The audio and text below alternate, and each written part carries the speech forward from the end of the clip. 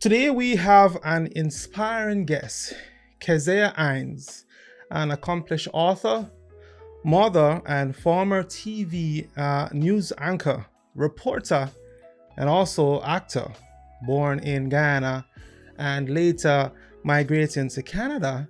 Kezia's passion for inclusivity, breaking stereotypes, and fostering understanding is essential to her work.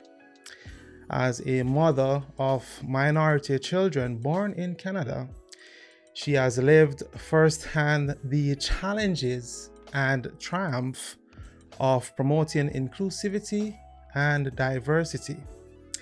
And she now challenges or channel these expressions or experiences into her work as an author. Welcome back to the show called One Step. Let's talk about the journey. I'm your host, Joel Bennett. Kezia, welcome and thank you for joining us on the show called One Step. How are you? I'm doing well. How are you?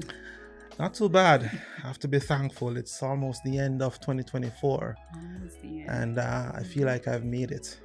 It's enough to be thankful for. Um, I wanted to throw in an icebreaker, but after reading through some of the stuff I want us to discuss, I realized that the icebreaker would have been a little bit premature. So I'm going to put it aside and you're just going to escape that. Okay, good. So for once, I'm not going to be using an icebreaker on the show. So let's get started with your background. You were born in Guyana and later migrated to Canada. Can you share with us what your early life was like in Ghana and what inspired you to move to the beautiful country called Canada? Okay, so I was born in Linden, that's in Region 10 of Guyana. Yes. My mother's parents, so her dad was an army veteran and he also worked in the bauxite industry. So Linden is well known for the bauxite industry. And her mom was a stay-at-home mom. She had 12 children. They had 12 children together. So, and my father, his mother was a businesswoman. She moved from Barbados. So she was born and raised in Barbados, and then she moved to Guyana. And his dad was a businessman, and he was former mayor of Linden. So growing up, to be honest, financially, I was very stable. My parents were very stable financially. And for the most part, the earlier part of my life, they started traveling. I was about 5 when they started traveling between Barbados and Canada. I'm the only child for my mother, but I was raised sometimes with my other siblings that on my dad's side. And later when they started, I think I was about 11 or 12 when they decided that they're going to make Canada their home. So they stayed in Canada and I moved to start living with my aunt. It was my aunt's house was the house where all the children came. So everybody who went overseas and had children, they would come to the house. If there's trouble in their teenage years, they would come to the house for discipline. So that is a house. Did you say come to the house for discipline? Come to the house for discipline because she was a disciplinarian and she's one of the older sisters. So everybody, she had 2 sons of her own and she was a single mom, but everybody would just, I would say, come there to live. So that is where I learned most of my skills to wash my own clothes, take care of myself. Because when I lived with my parents, we had house help. You know, my dad made sure that we had wash and dryer and all of those things. So with living with my parents, the focus was more on education. That's all we had to do. Take in our education and take care of our 2 dogs, Sip and Sparky. So, but with my aunt now, it was more of a balance of everything. So taking care of yourself, taking care of each other, because I was the eldest girl living in the house at the time. And so later on, I went to Mackenzie Primary School. That's where my early education started. And most of my cousins went to Mackenzie Primary School, and most of my family on my mom's side went to Mackenzie Primary School. And later I went to the Mackenzie High School. So if you know anything about education back home, when you reach, I think, about 10 or 11, you write what is called the common entrance. Oh yeah, still remember common entrance. So I wrote common entrance and I got placed. I was actually placed at a school in Georgetown, but at that time, because my parents didn't put a Georgetown school, I went to Mackenzie High. And later I went to President's College, and that was one of both schools are very prestigious in Guyana. So President's College is where I learned to live independently because it was like a boarding school. Yeah. So we lived on campus. Most of the things we did, we just had a house parent looking over us, but everything else we had to do on our own. So I went to President's College, and after President's College, I started living on my own. So I was about 17 or 18 living on my own. For a period of that time, actually before, I was living with another cousin, and she had migrated to Barbados. So basically had to live on our own. And gained lots of independence throughout that entire journey. And about 18 or 19, I think it was, I started working with a marketing company. It was a startup. And one of the things they said, I was the only employee outside of my boss. And one of the things he said is that you'll have to produce a show for the hospital. They're our biggest client, and they want us to produce this show called Healthy Living. So I knew nothing about television production. That was your first entry? First entry. But I got in. I was doing very well. We used to air the show through the National Communications Network. So that is the government TV station in Linden. And about a year after producing Healthy Living, I was approached by one of the employees there, and he's like, I heard them talking about you. They think that you're really good on camera. Me being very shy, I was very shy. I used to mostly shy away from everything, and I would read a lot. That was one thing I enjoyed doing when I wanted to get away from life and challenges and stuff. I used to read and write a lot. So I used to write poetry and stuff, but now I'm on camera. And he said, why don't you apply to NCN? And one of the challenges I had working at the startup companies, when it's startup, sometimes you don't get paid on time. Oh, really? I have my rent to pay and all these things. And as much as my parents would help me, they were still in Canada. I still needed something that would had more stable income. So I said, okay, I'll apply. The manager at the time said, we're not hiring, but for some reason I got hired. They hired me as a trainee producer, and just when I was about to start that job, the hospital that I was doing the Healthy Living show with, they said, we'll offer you a PR job. Oh, really? And I'm like, but even though the PR job was better pay and everything, I felt like I'll go to the hospital and I'll just be doing public relations, but I wanted to do more now that I found this passion for being on camera and things like that. So I decided to take the job as a trainee producer. But even though I was a trainee producer, I was doing everything in the newsroom. I was anchoring the news. I was going out covering stories. I was voicing death announcements, birthday requests, advertisements, everything. And when there's major stories, they would call on me to go cover it. And I'm like, but I'm just a trainee producer. They saw potential. Yes. But outside of that, I felt in a way I was taken advantage of, but I really enjoyed the experience. So one day the CEO of the company came to Liane. We had a fire, and I approached him and I said, I've been a trainee producer here for about 2 years. I want to do more. Is there any open position in Georgetown? That's a big news agency now that I can come and work. And he said, we've heard really good stories about you. What if we offer you a position as a supervisor right here in Linden, your hometown?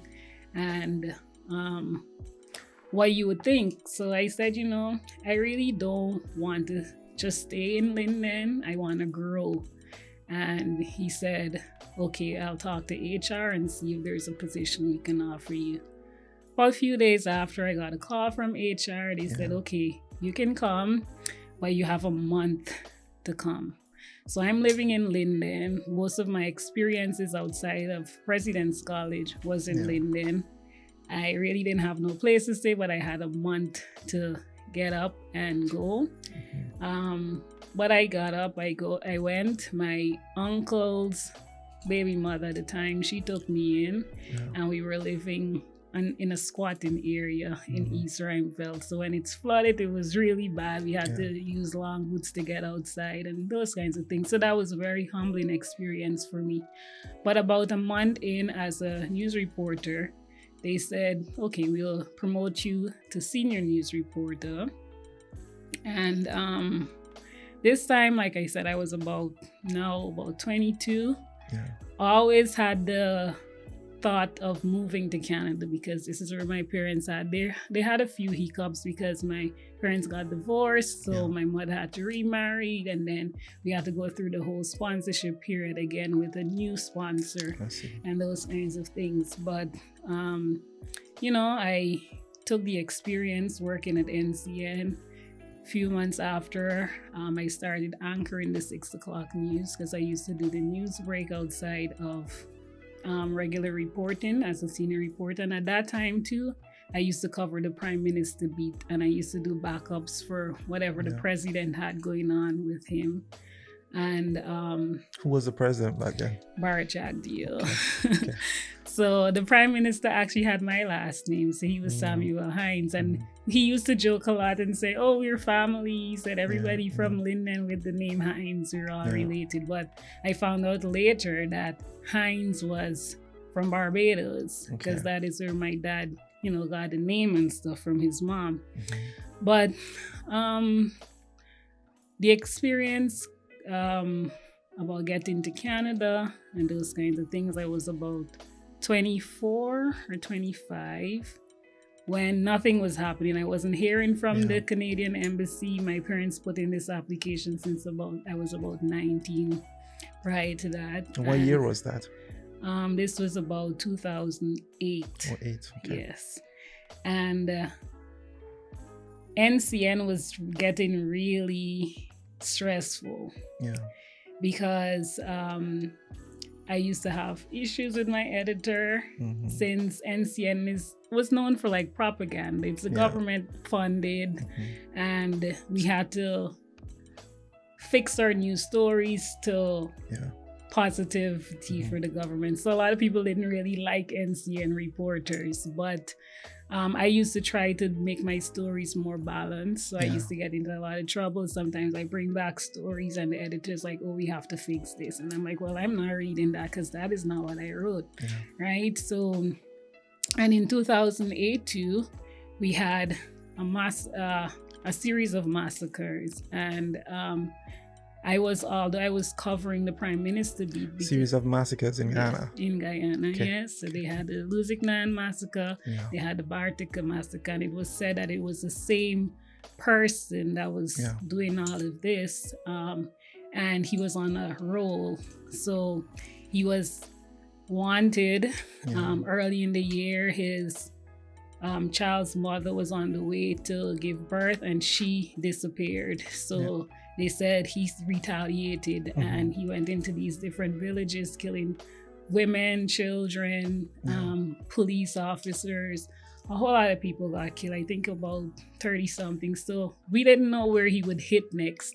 And there was rumors that he was coming to NCN because we're this major news agency, and then we were making all these reports about him. So they had like they put in like bulletproof doors for us. My face is plastered on television, but so happened my stepdad here approached the member of parliament in Canada, and he was saying, we'd applied for my stepdaughter 5 years ago. We're hearing nothing. So she got in contact with Trinidad because Trinidad would take care of papers from Guyana. And Trinidad said, oh, we don't have a record for her here. There's no paperwork for her. And my stepdad gave them all the proof that we put in this application. And then within about a month or so, I got a email. We don't usually get emails saying, take your passport, do your medical, and then we'll need your passport for your Canadian permanent resident stamp. I was in Georgetown at the time, called my aunt. I'm like, I need my passport because it's time. And got to Linden, they couldn't find my passport. Okay. We actually found it in the yard on the tree, soaked. And I went back to my editor-in-chief. I had to get this thing very quickly. Yeah. And I said, my passport is damaged, but I need to get it for the Canadian embassy. And he took me to the passport office in Guyana, and we basically got it within a day, and that was solved.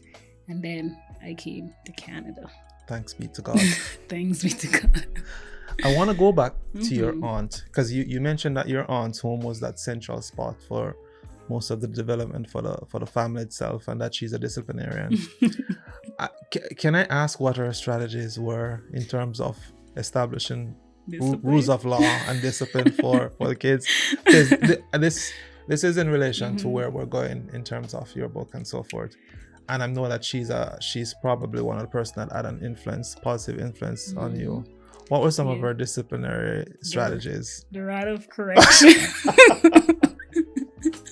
Now is it the rod of correction? North Americans don't want to hear that, no, because they don't believe in that. But it worked. Of course, it did work. Yeah. Anything else?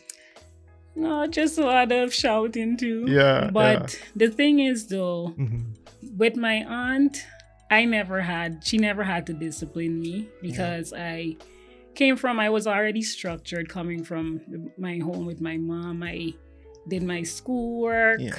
I was an excellent student at school.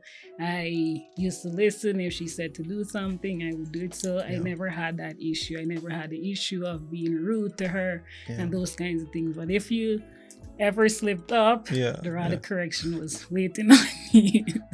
because you saw all the actions taking place with the other kids, so you knew better. I knew better.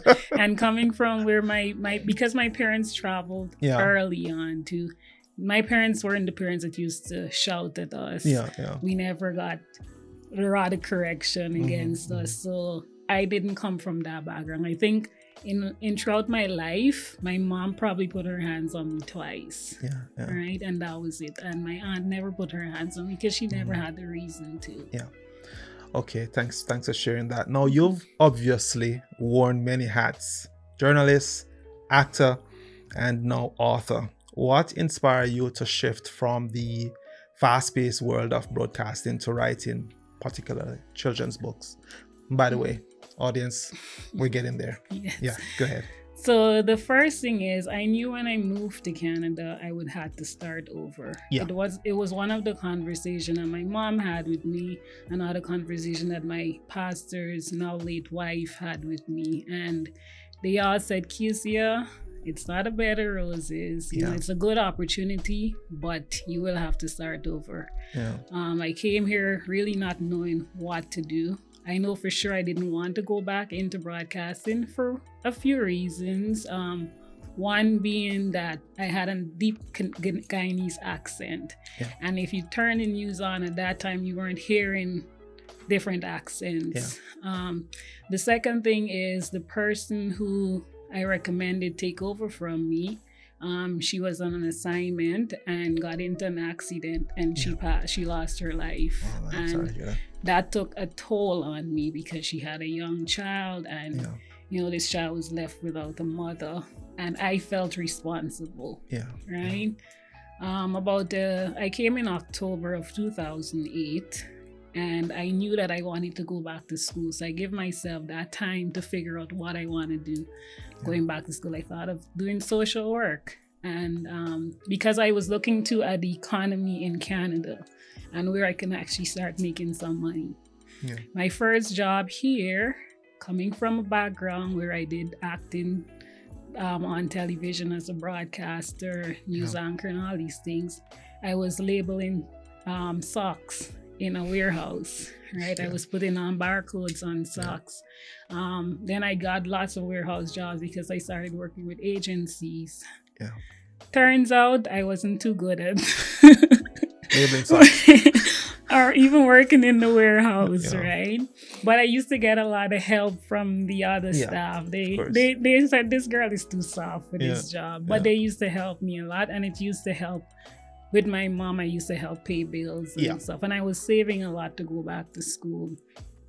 So, and then I started to work with my mom at that time, and when it was time to go back to school, I got accepted into 2 colleges at a time, Humber and Seneca. This was out in Ontario. Okay. And at Humber, I was going to do media communications, and that was basically web design. Yeah. I knew nothing about web design, but I figured it was a path to maybe where I'll end up in the future. So I did the web design. I did 2 years in web design, and then I did my program coordinator, when I was about to graduate, said, they're starting this journalism program here at Humber. It's going to be a 4-year Bachelor of Arts degree program. Maybe you should try it out, because she felt I was really talented with what I did. So I said, okay, I have nothing else to do. I'm still young. Why not? So I did 3 years of the journalism program because my education kind of transferred over to that. And I kind of found myself wanting to do this again. Got pregnant, about to graduate, had a baby, having a baby. And at that time I was working and going to school, but I was working with Humber College in their marketing department because I did like modeling for them, and then they offered me this internship position. So modeling is also part of the something. portfolio to us. Okay, cool. All right. So I did that with Humber. Yeah. And when I was about to graduate, I actually got a job offer to move to Saskatchewan to work with the Canadian Armed Forces, but I was doing public relations with them. I decided not to take that job because now I have a child, and where I was, the base was about 2 hours away from where I would actually be able to live. Unless you marry one of the army people, then that's the only way you could live on base. So to know that I have to be traveling 4 hours per day to get to work, I decided not to take it. I went on maternity leave, so I had some time to think. Time to go back into the job market because I have a child to take care of, and I was a single mom at that time, and did some more warehousing jobs, and then eventually landed a job with the Canadian government. So I started working with the CRA, and now I'm here. I'm in a different department now. I moved to Edmonton as a passport officer. I did a bit of that job here. I was like team leader at the passport office, and then I got a promotion to work with old age security, where I've been ever since. I get to work from home, which is really good. And I said, you know what else can I do? And I decided to start writing again. I lost 2 uncles within 1 year, 2 very close uncles within 1 year. And I said, they're gone. I'm left here. So better I do something that can better not just myself, but maybe better the children of today. And I got the idea for my second book that I published, Ladybug and Spider. During that period, it was a really dark period for me. I became very isolated, dropped all the people that I thought were friends to me. And I started to focus more on what I can do. So that is where I started writing again. Wonderful. You found something more purposeful to add to your life on a whole. Now, as a mother of minority children, How has your personal journey shaped the stories you tell?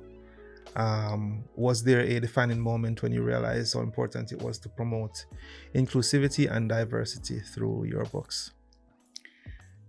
Canada is very diverse, right? And what I've realized is that irregardless of the way you look or your socioeconomic background, you're going to possibly find yourself in a community of people who would just look at you and judge you. Very true. Irregardless, yeah, that's very right? True. Yeah. My sons, they play Roblox. Yeah. And one day I was, hoovering over, because as a parent, we have to hoover over to to see. Yeah, true. Right? And I saw that my oldest son, the skin, his Roblox character did not reflect what he looks like. Okay. It was lighter skin, had a different color hair. And I'm like, how come your character looks like this? And he said, when we were playing the game, most of the kids, my skin was like what I can reflect who I was, people weren't friends with me. Oh. But then when I changed, he had maximum capacity of friends. And I felt that was an issue, because as much as a minority mom, and I tried to teach my children to love themselves, love yourself, irregardless. There were still these issues that, we don't really know about. But I realized that I had to do something, but I didn't know what yet. Right? Another time we were outside playing, and he came to me and he said, Mom, spiders aren't that bad. People think that spiders are really bad. And, we get terrified when we see spiders, right? And then there's this other creature in the garden. I thought about a ladybug, because when we're outside, all these different insects come, right? And I'm like, but when we have the ladybug, we're so gentle with the ladybug. But then when the spider comes, we're like looking for our shoes to smack it, or running around screaming. So I decided to put the two characters together and figure out a way for them to become friends. I sat on this book for a very long time. I was getting writer's block. I didn't know where to go and things like that. And then one night, about 3:00 in the morning, ideas started to come to me, and I started to write things down. And that is where I got a concept of the ladybug and spider, because I wanted to teach my children and the other children to first, you have to love on yourself, and then it's okay to love on people irregardless of what they look like or where they come from. So that's where that one was working. Do you, or did you liken spiders to people of color, and ladybugs to something else? Yes, I did. Initially, I did. But as I developed the characters more, I realized that there's some instances when I'm the ladybug too. And I judge other people based on what I see.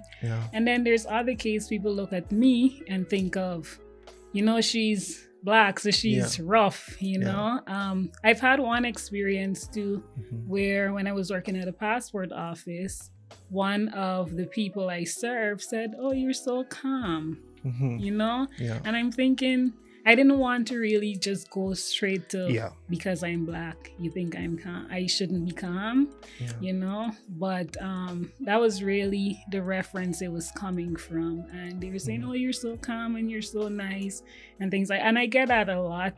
And people look at me and they think, sometimes at first, before I open my mouth and speak, my face is usually very straight. I have no expression, so most time people wouldn't approach me. So that was, where I see myself a lot in the spider reference.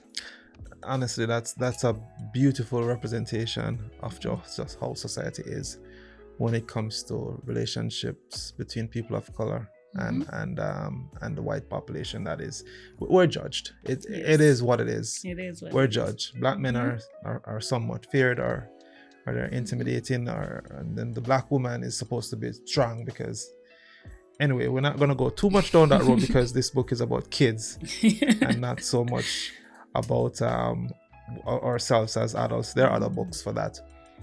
I wanted to ask you something else, but I'll come back to that. Let's dive into the books, starting with 111 Positive Thoughts. Give yourself grace. That's the name of the book. 111 Positive Thoughts, and it's on the table right there. Give yourself grace. What was the motivation behind this book, and how does it inspire readers to be kinder to themselves? I had to be kind to myself. Yeah.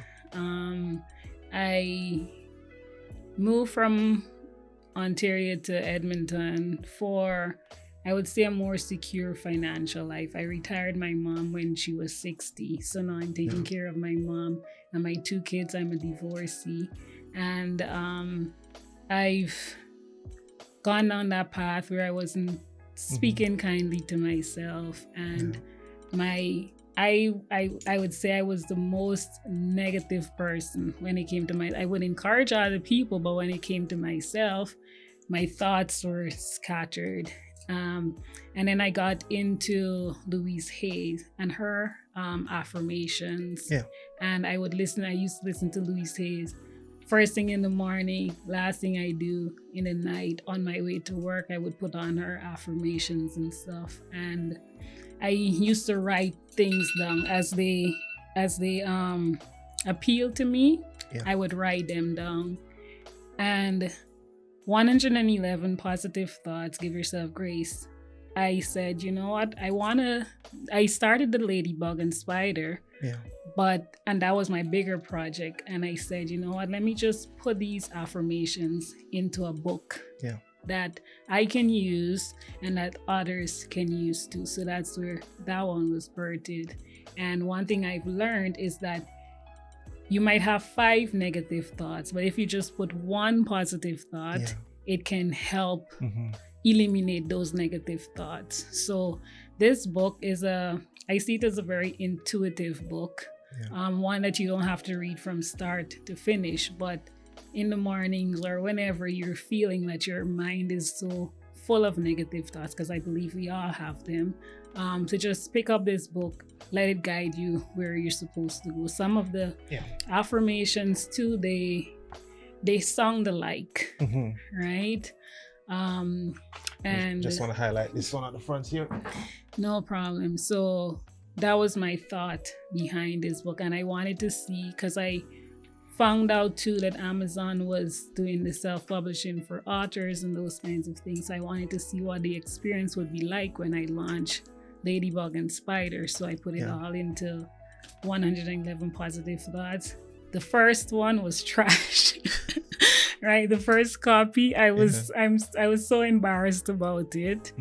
When I got my neighbor at the time, she'd bought the copy. I didn't see what it looked like, and then she showed it to me. I'm like, oh my gosh, trash! And I just pulled it right off of Amazon. And then I went in and I did some graphics and those kinds of things with it. The cover was designed by somebody I found on Fiverr. Yeah. The criticism I've gotten for the book is that you're black. Why is the person on your book non-black? And I'm like, but she's peach, right?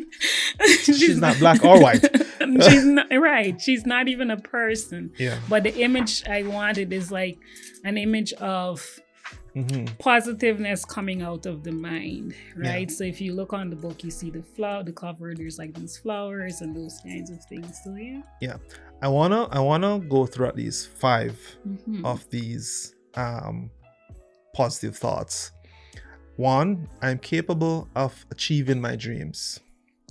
2, I am worthy of love and respect. 3, I'm grateful for all that I have.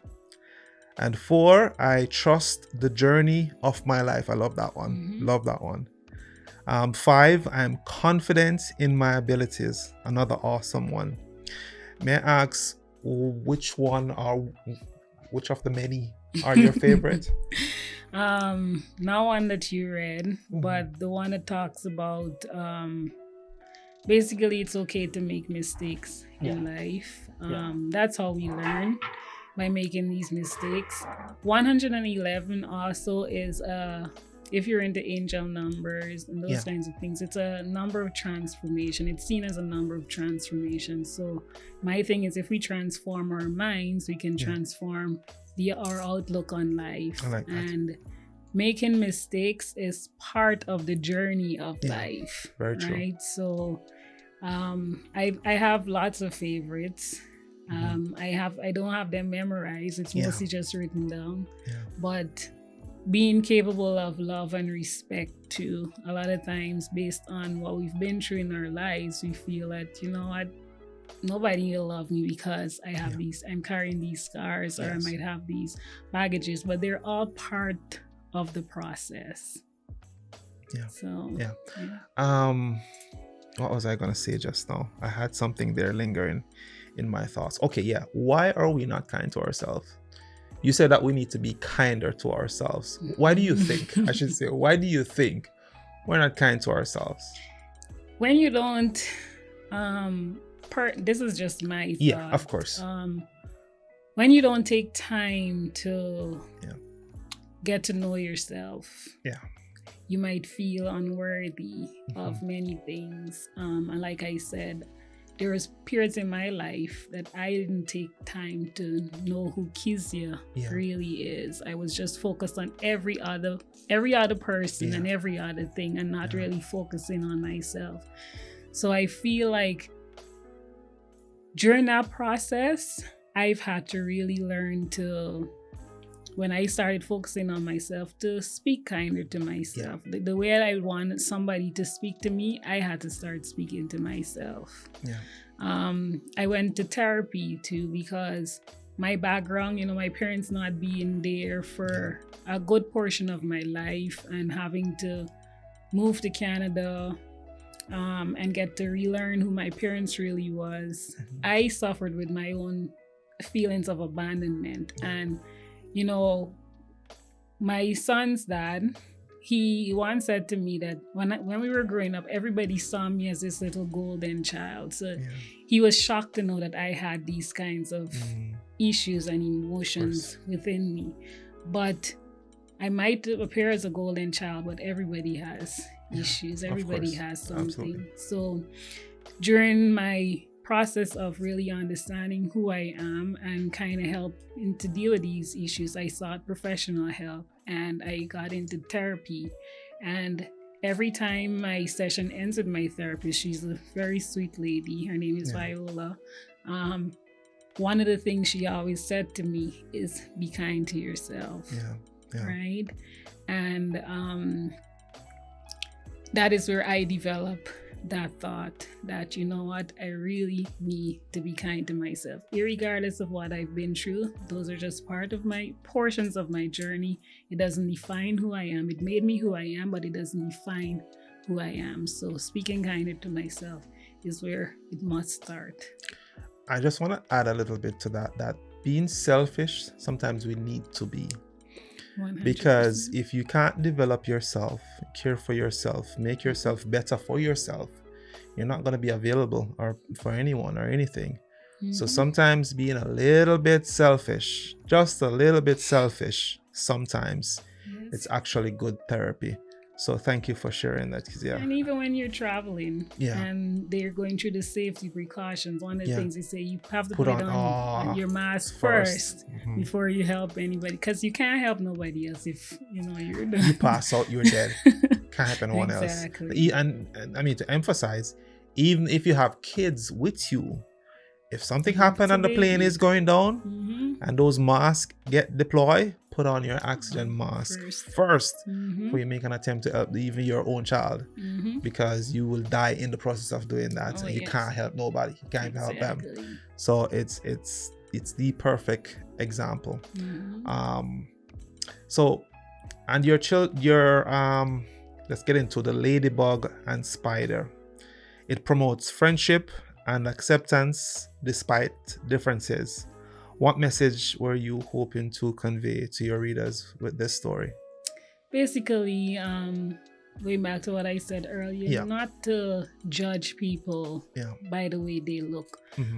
We need to give others a chance to prove themselves to us before we make certain assumptions. And it's about trust too. The book is about learning to trust people, because if I can get a little into the book, basically the ladybug was how it started. She was playing with her friends. She was playing hide and go seek. It's one of my eldest son's favorite game to play, and we played a lot. So she was playing hide and go seek with her friends, and she got lost and got trapped into a spider web. And the first spider that came to her was an older spider, and she's like, no. She doesn't want this older spider to help because she thinks she's gonna die. And then gently the younger spider came, and he basically, well, I don't want to say he, but sometimes I don't know why it just says he. But the younger spider came, and that's where the ladybug developed that trust for the younger spider, because the younger spider told her, like, it doesn't make you want to get out of here. I'm here to help you get out, right? And then, with the spider helping the ladybug out, the ladybug realized that, spider is actually very kind. And I shouldn't have judged based off, because I'm safe now. I get to go back to my other ladybug friends, and now I get to invite Spider into our little friendship. The ladybug's friends were skeptical too of Spider, because in their mind the spider would attack them, use them as food, right? But the ladybug had a change of mind and a change of heart, and basically even encourage their friends to incorporate Spider into their daily play too.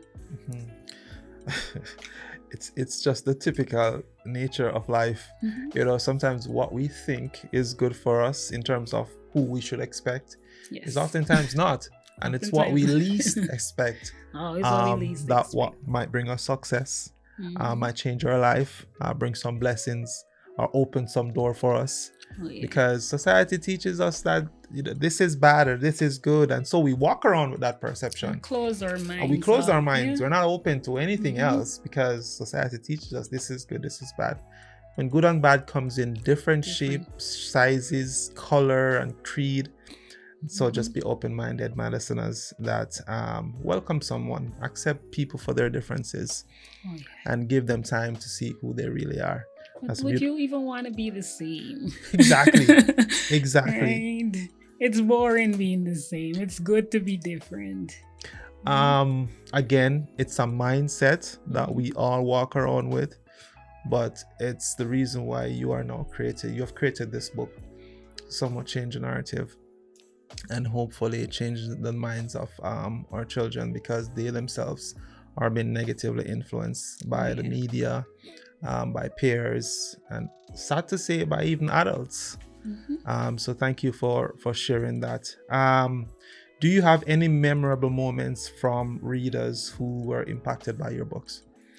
Oh yes, I've been going to schools across Edmonton to read the book to the children, and to actually just see how children are engaged in the story, and to hear that even when I'm finished reading the book, they have parts of the books that they really enjoyed. Those kinds of things bring me a lot of pleasure. I have my godmother, one of my goddaughters, she lives in Guyana, and her mom bought the book off of Amazon. And one day the mom said, she's really into her tablets, like most kids, into the tablets. And then she just brought the book to her mom and was like, can you read this?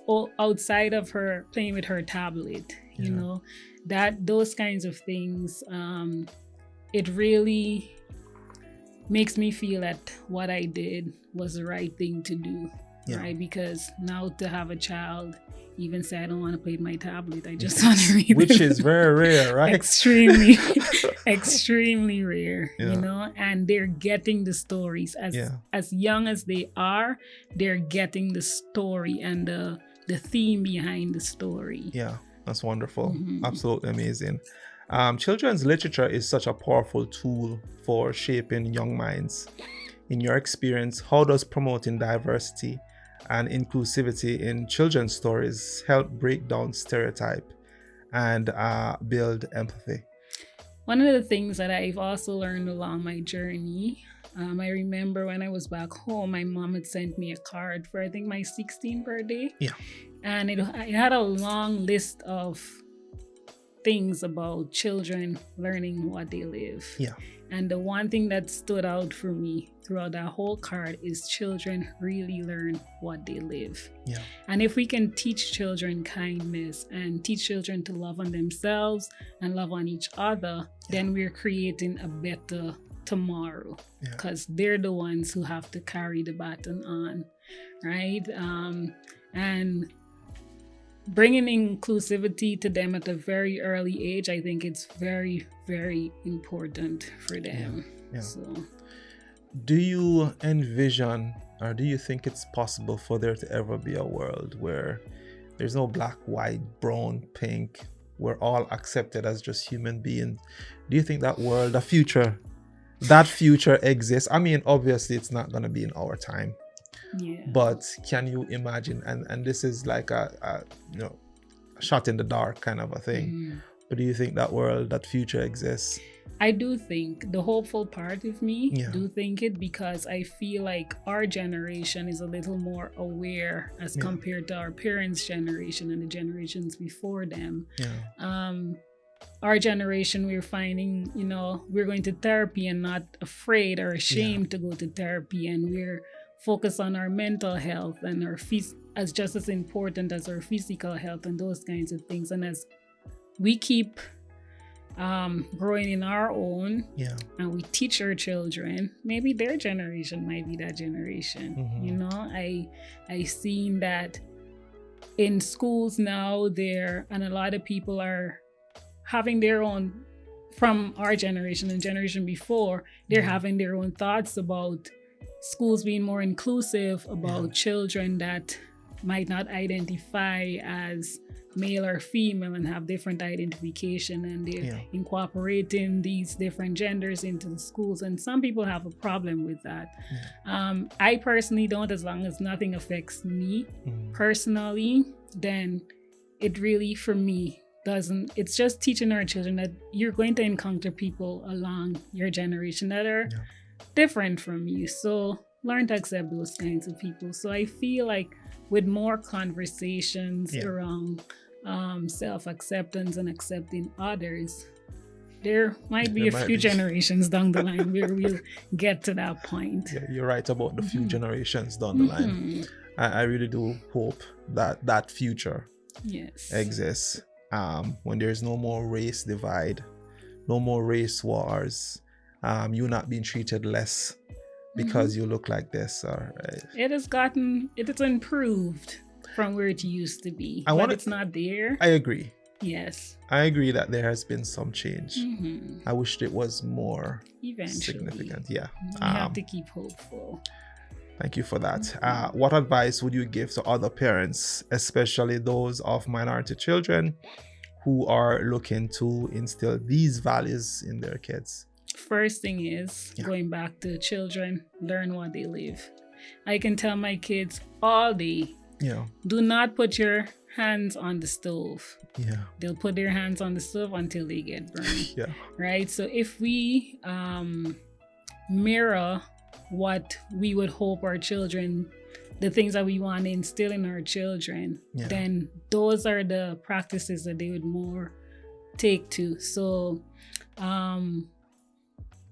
be who you want your children to emulate. Right? You can't say one thing and do something else. The other thing is we need to really teach our children to love on themselves, and we really have to love on ourselves, and then have that reflected on our children too. And my kids, I started reading books very early on in their life about books written by Black authors. I've also incorporated different authors, but I've also had them see themselves in these kinds of books. One of their favorite books is Chocolate Me. Chocolate Me? Yes. What's that book about? So it was just about a little Black boy. he's outside playing with his friends, and him wanting to be more like his friends and have names more like his friends, like Timmy and Johnny and Mark. And you know, he's like, my hair is so big and they think that my teeth is so white, and all of these things. I'm gonna give you the author's name. Is it a Munch book? Is that Munch? I think Robert Munch. No, it's not. He's one of my favorite artists. But this is a Black author. I'll get the name, and you can probably plug it in later. Yeah, he's an actor too. I don't know why his name is slipping by me. This is the book that I read so many. Tyson, I think, is his first name, but I can't remember his last name. But I think he was in The Wood, the movie, the Black movie. In the Woods? The Wood? No, The Wood. The Wood. Or During the Time of Love and Basketball, kind of. I'll get his name. Put it in the comment section when you get a chance. Yeah, go ahead. He's a very popular actor, and he wrote this book, Chocolate Me. So the child's mother started to instill feelings of self-esteem and compared him to chocolate, you know, that chocolate is sweet. And those kinds of things to make him more accept himself as a little chocolate boy. I like that. Looking ahead, what's next for you? Do you have any upcoming projects or books that we can look forward to? Let me see if I can be the one to preview that right now. Usually, because I'm usually all over the place. I have so much going on for me. I don't try to box myself in and say where I'm headed. There are things that I'm working on. Like, I started writing, and I don't know if I'll ever publish this book, but my own story as an immigrant. I'm in chapter 1. We want more of those books. The immigrant story. Quite a few books out there. We want more of those books. So I'm on chapter 1. I've been on chapter 1 for the longest while, and this is going to be a bigger project. I've been having writer's block for the longest time on that book. Sometimes I would go in and I would write like a whole long piece, and then the next time I open my computer, I'm like, I don't even know where to continue with that book. So that is one. The children at the schools have asked for a series of Ladybug and Spider. I started writing piece by piece different things, include different animals in the garden along with them. I started to work on one with a caterpillar. I don't know if I'll publish it either, because these books are very expensive to get somebody to create the content inside and stuff like that. So those are 2 books right now. I have a series of poems that I've written that I said I want to put it into the book, because you know, when you have these gifts, they say you need to share it with others. You can't bury your talent, man. Exactly. You can't bury your talent. And I started my show, the Kezia Hinds show. I started on YouTube. This week is my 18th episode. That's called the Kezia Hinds show. Kezia Hinds show. Guys, please go subscribe, support Kezia. If you support me, please support her. I appreciate it. Thank you so much. Thank you. So I started that show, and like I said, I'm in my 18th episode. It's about basically helping others heal. While I heal too, because I believe we're all here to heal, and irregardless of where we get in life, we'll still be healing from something. There's always going to be something. So it's just encouraging people and talking about others' journey, because I did a few interviews. My first interview actually was with a co-worker of mine, whom when I was going through stuff and it's hard to get my therapist right away, he used to take me on long walks, and we would talk about a whole bunch of things, and to find out that he had problems, still has problems with anxiety and depression, but still in his own problems find time to like help others. So that was one of my interviews. My first episode was actually in my car. My friends, I had friends that used to say, Kezia, get back out there, and you have this gift for television. So that is where the Kezia Hinds show is. I'm going to do 20 episodes, and then I'll pause, and I want to do like a 3 minutes podcast. to substitute until the Kezia Hinds show comes back on air. I'm trying to get equipment. It's a one-man show. I've told you that whatever help you need with, because I feel like I've been blessed with the talent to, I literally taught myself all of this, not to spend too much time blowing my own trumpet. So if you need help with getting set up with anything, reach out. For sure, when I get the equipment, but I've been using my iPhone and it's been telling me that my storage is full all the time. I've been editing with CapCut, so I'm trying, and they said, I did an interview for the Black Entrepreneurial Journal, and one of the people I interviewed, she said that basically if your first project don't cause you some form of embarrassment. You have to. But I've learned this. You need to create some shows that are absolute crap before you can create some absolutely amazing ones. Because what are you going to learn from? You need to learn from the mistakes and the imperfect stuff. So you need a few bad shows before you get some absolutely amazing shows going 100%. Forward. You should see when I just started. Anyway, sorry to cut you off. We still think that life shouldn't encompass mistakes or imperfections. Exactly. We think that we should just hit the mark and keep going and just, But even if you look at the stock market, any investment, it goes up, then it goes down, because companies don't always make money. They lose clients, their annual incomes are not as what is expected, but over time they learn to improve on their product, what customers are looking for. The journey of learning is so much, there's so much to gain from that part. 100%. Embrace it. That's the only way you'll get there. Absolutely the only way. Because nothing like Rome wasn't built in a day, like they would say. So enjoy the not so perfect, the crap. Let me just not fix up the stuff that are absolute crap. And then you get a chance to go back, reevaluate them, and then see what you can improve and enjoy the growth. And those people that are with you from the start, they even bring ideas and say, why you don't do this, And I even have my friend, she sent me a mic, right? Yeah. From the US. She's always been everything that I want to start. She doesn't have lots of money, but she would try to invest in me, knowing that I have my own responsibilities and stuff. So I'm grateful for those kinds of people in my life too. It's good to have those people in your life for sure. You've had such an amazing career already, so much notch in your belt. What would you like your legacy to be, both as a professional and as a mother? I'd feel as a professional, as long as people could say Kezia has been kind to me. Yeah. That's all, really. Or she's helped me to accept myself a little bit more. Because accepting yourself is a process too. Yeah. Accepting myself a little today, then tomorrow I do a little bit more. So as long as I can get those kinds of positive feedback, I'm really good with it.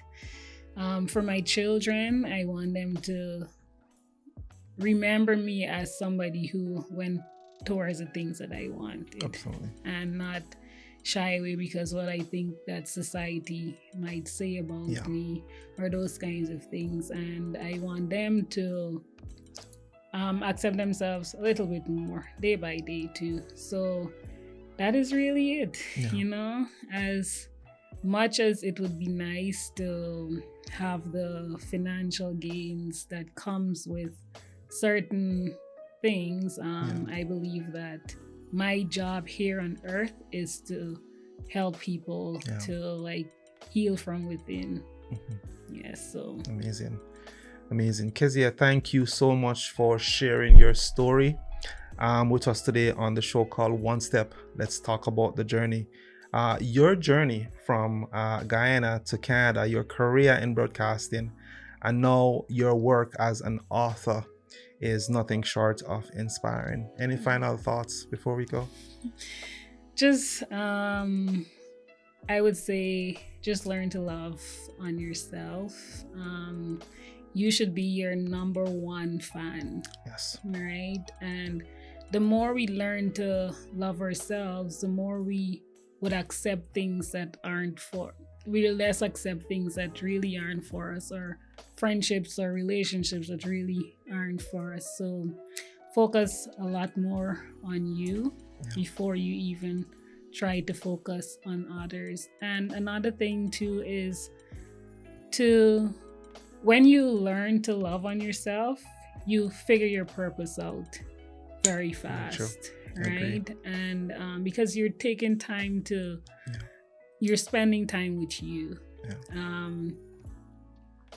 surrounding yourself with people and going into places that really inspires you to just keep on that path, because life is not easy, right? And as we go through life, we're going to have ups and downs, but if you figure out ways that you can actually deal with those things better, I think it will make for a better life experience for yourself. I certainly concur. For our listeners who want to follow your journey and get their hands on your books, where can they find you, and where can they get the books too as well? They can get the books on Amazon. Yeah. Find me. Seriously, you're not. I don't see you on any Instagram page. I'm back now. I've been back. I'm just not that social. Well, I know I have, and that the reason I'm back is because I've been told that I have to be back. But I come on and then I just disappear, and then I come on back again. Like recently, I was trying to do something I was trying to get something on Facebook Marketplace because I like to buy cheap. So I'm like, oh gosh, I need to create a Facebook profile. And then I went in to type up like my email and those kinds of things, and I realized that putting in my password and stuff, I opened that old Facebook. So I'm on Facebook. So you're there somewhere. I'm on Facebook. Okay, what are you there as? I think it's Kezia Hinds. So you're there as Kezia Hinds. Yes, and I'm on Instagram as Kezia Liane Hinds. So KZIA.LIANE, that's my middle name, .HINDS. Okay. And I love TikTok. Right? So I'm on TikTok and I'm always posting like videos of me singing and those kinds of things. So if you want to follow the social aspect of me, do not judge me based off of my TikTok. Then you can, but it's all part of me, right?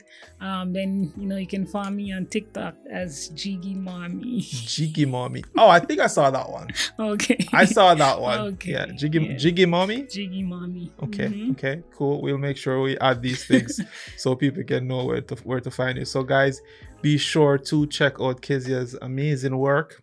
I'm hoping that she's gonna start putting her work out there. I'll do more. The world of business, reach, networking, just creating an identity so that people can recognize who you are and what you're doing. You have to be on social media. You kind of have to. So it goes without saying. Including her 111 positive thoughts, give yourself grace, and Ladybug and Spider, available now on Amazon. Thanks again for being on the show, Kezia. You take care. God bless you. We wish you all the best. We'll be following you, and I ask my supporters to also follow you, support you, subscribe. Until next time, listeners, remember to like, subscribe, and share the show with your family and friends. Remember, never stop moving forward on your journey. See you on the next one. My name is Joel Bennett. The show is called One Step. Let's talk about the journey. You all take care and bye.